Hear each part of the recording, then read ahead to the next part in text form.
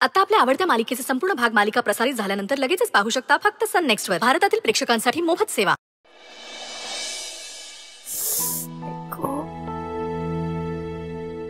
आत येऊ का? छोटे मालक असं काय विचारता, या ना.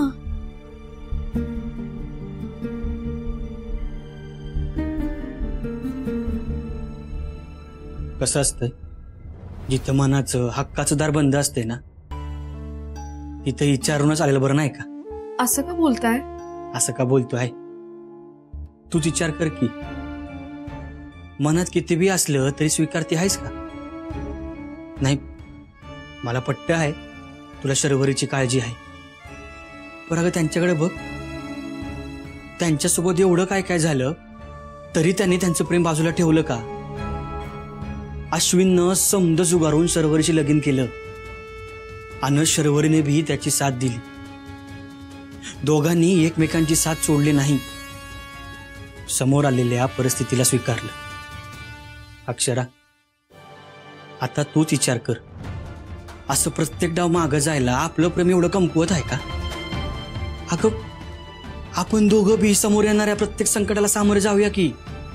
अक्षरा, एक सांगू काय, तू माझ्या संग असशील ना तर मी कशाला बी घाबरत नाही. बर, तू माझ्या संग नसशील तर अंगातला असा अवसान गळून जाते बघ.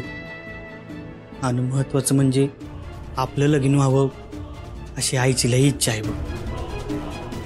अगं, तिचा तरी विचार कर की. छोटे मालक असं काय करताय? मी माझा निर्णय तुम्हाला आधीच सांगून झालाय ना. आणि तुम्ही प्लीज माझ्यासाठी तुमचा वेळ वाया नका ना घालवू. आणि मॅडमची काळजी करू नका, त्या बऱ्याच झाल्या मी त्यांना माझी बाजू पटवून देईन. आणि मला खात्री आहे त्यांना माझी बाजू पटेल. माझी एक रिक्वेस्ट आहे तुम्हाला, प्लीज मला विसरून जा ना.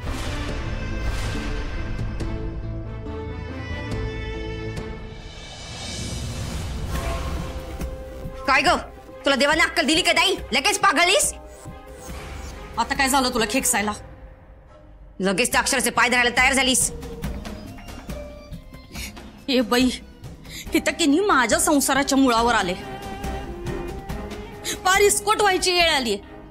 बघितलंस ना व, मग अशा येळेला कुठली बाई नाही म्हणणार आहे? नाही, तूच सांग, यशवंत भाऊजी तुला घटस्फोट देतो म्हणले तर काय करणार आहेस?